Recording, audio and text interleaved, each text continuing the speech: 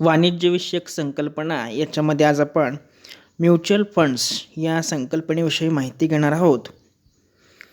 सुरुवातीला सर्वप्रथम mutual funds म्हणजे काय ते लक्षात घेऊया. म्युच्युअल फंड्स हा शब्द म्युच्युअल प्लस फंड्स या पद्धतीनं तयार झालेला आहे. याच्यामध्ये म्युच्युअल म्हणजे कॉमन असा अर्थ होतो. म्युच्युअल फंड्स म्हणजे अनेक लोकांचे पैसे एकत्र करून ते चांगल्या गुंतवणूक योजनांमध्ये गुंतवण्यात येतात. याच्यामध्ये लोकांकडून जे पैसे गोळा होतात त्याला AUM म्हणजेच असेट अंडर मॅनेजमेंट असे म्हणतात. प्रत्येक म्युच्युअल फंड्सच्या कामकाजासाठी व्यवस्थापन करणारे फंड्स मॅनेजर्स त्या ठिकाणी असतात. पुढचा भाग पाहूया. म्युच्युअल फंड्सचे स्वरूप कसे आहे. याच्यामध्ये म्युच्युअल फंड्स हा कोणत्याही कंपनीचा प्रकार नाही, म्हणजे ती कोणतीही कंपनी नाही, तर म्युच्युअल फंड हे असेट मॅनेजमेंट कंपनीचे एक प्रोडक्ट असते. सध्या भारतात 44 असेट मॅनेजमेंट कंपनीज आहेत की ज्या सेबीमार्फत नोंदणीकृत आहेत आणि ज्यांच्यामार्फत किमान 2500 पेक्षा जास्त म्युच्युअल फंड्स ऑपरेट केले जातात. पुढचा भाग पाहूया. म्युच्युअल फंड्समध्ये गुंतवणूक करावयाची म्हणजे काय करायचं. आता याच्यामध्ये आपल्याला माहिती आहे की आपण कंपनीचा विचार करता कंपनी त्यांचे भाग हे स्टॉक मार्केटमध्ये ज्यावेळेला विकायला काढते त्यावेळेला त्यासाठी IPO म्हणजेच इनिशियल पब्लिक ऑफरिंग ही संकल्पना किंवा ही प्रक्रिया राबवते. त्या प्रक्रियेतून आपल्याला कंपन्यांचे शेअर्स खरेदी करता येतात.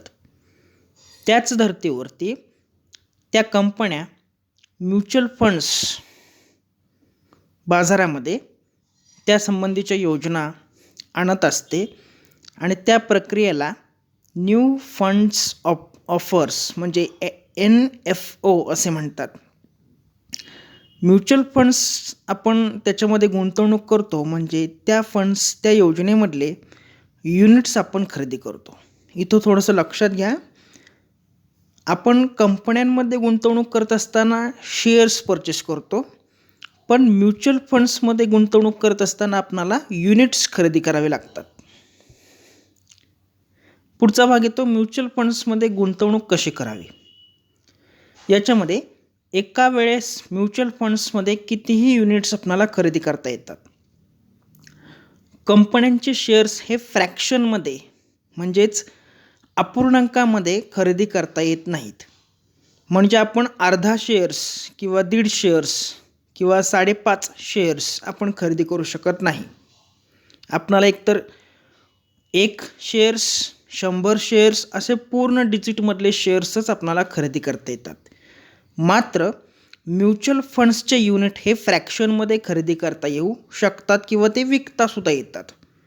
म्हणजे आपण 1.5 युनिट विकू शकतो, 550 युनिट्स विकू शकतो, 5.5 युनिट्स विकू शकतो.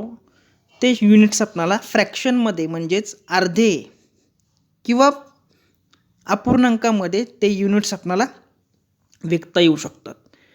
म्युच्युअल फंड्सवर जो परतावा मिळतो त्याला रिटर्न ऑन इन्व्हेस्टमेंट असे म्हणतात, पण त्या परताव्याला आपल्याला व्याज म्हणता येत नाही. पुढचा भागाला म्युच्युअल फंड्स मध्ये गुंतवणूक कशी करावी त्याच्यामध्ये आणखीन एक आपल्याला सांगता येईल की आपल्याकडे जर उदाहरणार्थ आपल्याकडे जर एखाद्या कंपनीचे 100 शेअर्स असतील तर आपण आपल्या आवश्यकतेनुसार 50.5 शेअर्स विकू किंवा खरेदी करू शकत नाही. म्हणजेच फ्रॅक्शनमध्ये शेअर्स खरेदी करता येत नाही. पण म्युच्युअल फंड्सचे 100 युनिट्स असतील तर आपण आपल्या आवश्यकतेनुसार 50.5 युनिट्स विकू शकतो किंवा ते खरेदी करू शकतो. आता याच्यामध्ये पुढचा भाग येतो म्युच्युअल फंड्सचे प्रकार.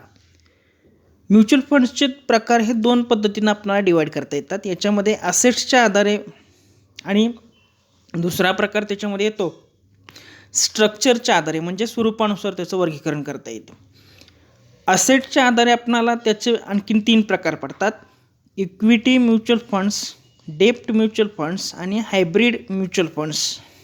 स्ट्रक्चर्सच्या आधारावरती सुद्धा म्युच्युअल फंड्सचे 3 प्रकार पडतात. Open ended mutual funds, close ended mutual funds आणि इंटरव्हल म्युच्युअल फंड्स. पुढचा भाग आता ते प्रकार आपण आता थोडेसे सविस्तर पाहूया.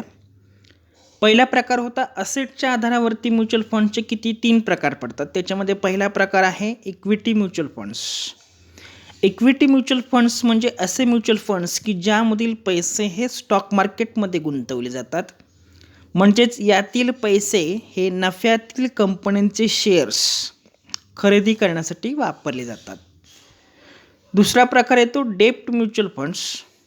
हे असे म्युच्युअल फंड्स असतात की ज्यामधील पैसे हे शासकीय प्रतिभूती व बंधपत्रांमध्ये म्हणजेच गव्हर्नमेंट सिक्युरिटीज आणि बॉन्ड्समध्ये गुंतवले जातात. यामध्ये मिळणारा परतावा व जोखीम किंवा असणारी जोखीम ही इक्विटी म्युच्युअल फंड्सपेक्षा कमी असते. तिसरा प्रकार पडतो हायब्रिड म्युच्युअल फंड्स. हे सुद्धा असे म्युच्युअल फंड्स असतात की ज्यातील पैसे हे इक्विटी आणि डेब्ट या दोन्ही योजनांमध्ये गुंतवले जातात. हायब्रिड म्युच्युअल फंड्समध्ये जोखीम आणि अपेक्षित परतावा हा इक्विटी म्युच्युअल फंड्सपेक्षा कमी पण डेब्ट म्युच्युअल फंड्सपेक्षा जास्त असतो. त्याच्यानंतर स्ट्रक्चरच्या आधारावरती म्युच्युअल फंड्सचे सुद्धा 3 प्रकार पडतात. त्याच्यामध्ये पहिला आहे ओपन एंडेड म्युच्युअल फंड्स. याच्यामध्ये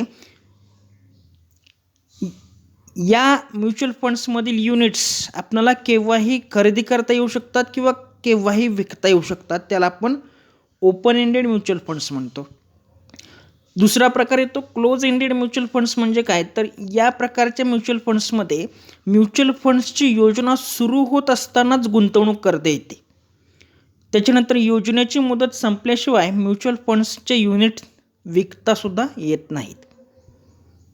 तिसरा प्रकार पडतो इंटरव्हल म्युच्युअल फंड्स. या प्रकारच्या म्युच्युअल फंड्सच्या योजनेमध्ये योजना कालावधीमध्ये सुद्धा ठराविक कालावधी असा असतो की ज्या कालावधीमध्येच गुंतवणूक करता येते किंवा म्युच्युअल फंड्सचे युनिट विकता येतात. त्याच्यानंतर पुढचा भाग पाहूया म्युच्युअल फंड्सचे फायदे कुठले आहेत. याच्यामध्ये पहिला आकडा आहे चांगल्या कंपन्यांमध्ये आपल्याला गुंतवणूक करता येते. त्याच्यानंतर स्टॉक मार्केटपेक्षा या म्युच्युअल फंड्सच्या योजनांमध्ये धोका थोडासा कमी असतो. त्याच्यानंतर पुढचा भाग येतो की म्युच्युअल फंड्स ही दीर्घ कालावधीसाठी फक्त उपयुक्त आहेत. त्याच्यानंतर कमीत कमी पैशामध्ये सुद्धा आपल्याला गुंतवणूक करता येते किंवा गुंतवणुकीच्या योजनांमध्ये सहभागी होता येते. याच्यामध्ये कमीत कमी पैसे म्हणजे किमान 500 रुपयापासून आपल्याला गुंतवणुकीला सुरुवात करता येते. त्याच्यानंतर म्युच्युअल फंड्सच्या योजनेमधून सहजासहजी त्या ठिकाणी पैसा काढता येतो. आणि शेवटचा भाग म्युच्युअल फंड्सचे तोटे कोणते. याच्यामध्ये म्युच्युअल फंड्स योजना ज्या आहेत त्या अल्प कालावधीसाठी उपयुक्त नाहीत. त्याच्यानंतर म्युच्युअल फंड्समधून काढलेल्या पैशांवर कर आकारला जातो. आणि तिसरा भाग येतो म्युच्युअल फंड्स व्यवस्थापक अनुभवी नसेल तर त्या ठिकाणी तोटा किंवा त्या संदर्भातली जोखीम ही जास्त असू शकते.